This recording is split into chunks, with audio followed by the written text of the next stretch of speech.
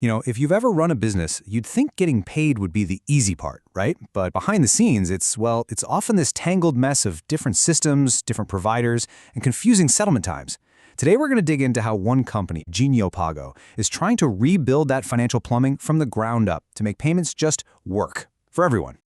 Okay, so here's our game plan. We're going to start with a big problem that merchants are facing every single day. Then we'll dive into Genio Pago's vision for fixing it. We'll look at the actual tech they're using for card payments, see how that plays out both in-store and online, and then wrap up by seeing how this all connects local businesses to the global economy. So to really get this, let's zoom in on a specific place, Kenya's payment ecosystem. Now this is a market that's famous for its innovation, especially with mobile money. But all that innovation has accidentally created some major headaches for the businesses trying to navigate it. And this really is the fundamental question, isn't it? We live in this age of instant everything, instant messaging, instant delivery, so why is the simple act of receiving money still so complicated for so many businesses? It's more than just a little inconvenience. It's a real barrier to growth, especially for small and medium-sized companies. So here's what it actually feels like for a merchant on the ground. They're stuck wrestling with this tangled web. They have to integrate with mobile money, then a totally separate card processor, maybe another system for bank transfers, and each one has its own rules, its own timeline, its own reports.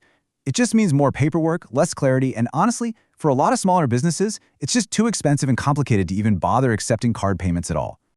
So, how do you even begin to fix a problem like that? Well, this brings us to Genio Pago's vision.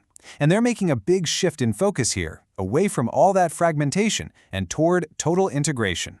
This idea is really at the heart of everything they do. This quote right here, it gets straight to the point. Instead of trying to build another flashy payment app for you and me, Genio Pago is focused on building the universal plumbing. They're building the foundational rails that all the other banks, fintechs, and merchants can just plug into. And check this out. This diagram shows exactly how it works. So on the left, you've got a customer paying. That payment hits the Genio Pago switch right there in the middle. Now, from that point on, it doesn't matter if it's mobile money, a credit card, or even crypto. The switch is smart enough to route it to the right network. But here's the magic part. It all comes back as one single, unified confirmation for the merchant. You can kind of think of it like a universal travel adapter, but for money. Okay, so let's get a little more specific. How does this whole unified vision actually apply to one of the most important payment methods for any business that wants to grow? I'm talking about credit and debit cards. This is all about making that global standard of payments accessible to absolutely everyone. Let's break this table down, because each one of these services is a direct answer to a huge concern that merchants have. I mean, being able to accept Visa and MasterCard, that opens you up to a global customer base, instantly. Then you have tokenization, which protects both the customer and the business by swapping out sensitive card details for a secure one-time token. And finally, 3D Secure. That's that extra layer of security that helps fight online fraud. These aren't just features, they are the absolute pillars of trust and security in online commerce.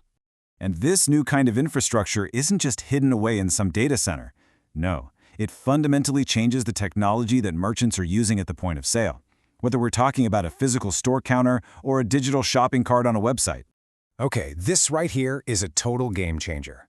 For decades, if you wanted to accept cards, you had to buy or rent one of those clunky, expensive terminals. But with soft POS technology, any merchant with a standard Android smartphone or tablet can turn it into a secure payment device, just like that. This just craters the cost and the barrier to entry, empowering even the smallest street vendor to start accepting card payments in minutes. And for online businesses, the process becomes just as slick. As you can see here, the customer pays on the website, and Genio Pago's gateway just handles all that complex routing and authorization stuff behind the scenes. Honestly, the most important step for the business owner is the very last one, getting that single, simple confirmation. It means they can focus on shipping their product, not trying to decode 5 different payment reports. All right, for our last section, let's widen the lens a bit. Because once you've unified payments locally, the logical next step is to start breaking down the barriers that stop local businesses from really participating in the global marketplace. So let's just be super clear on what this actually means.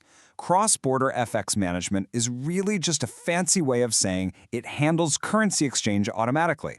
So a customer in London can pay in British pounds, and the merchant over in Nairobi gets Kenyan shillings in their account, and neither one of them has to worry about the conversion. It just happens. You know, these points aren't just some wish list. They are the absolute must-haves for any business that's serious about selling internationally. They need to be able to accept international cards, settle money in different currencies, and do all of that without losing a huge chunk of it to fees and friction. A unified system is designed to deliver exactly that. And really, this is the ultimate takeaway here. Simplifying all this infrastructure isn't just a technical upgrade. It's about leveling the playing field. It gives smaller businesses access to the kind of sophisticated, global payment tools that, not too long ago, were really only available to the biggest corporations in the world. And that brings us to our final thought. What actually happens when all the complexity and friction of payments just melts away? What kind of new business models, what new opportunities, what new global connections become possible when a small shop in one part of the world can sell to a customer anywhere else on the planet just as easily as they could sell to their neighbor next door? That's the future this kind of infrastructure is building.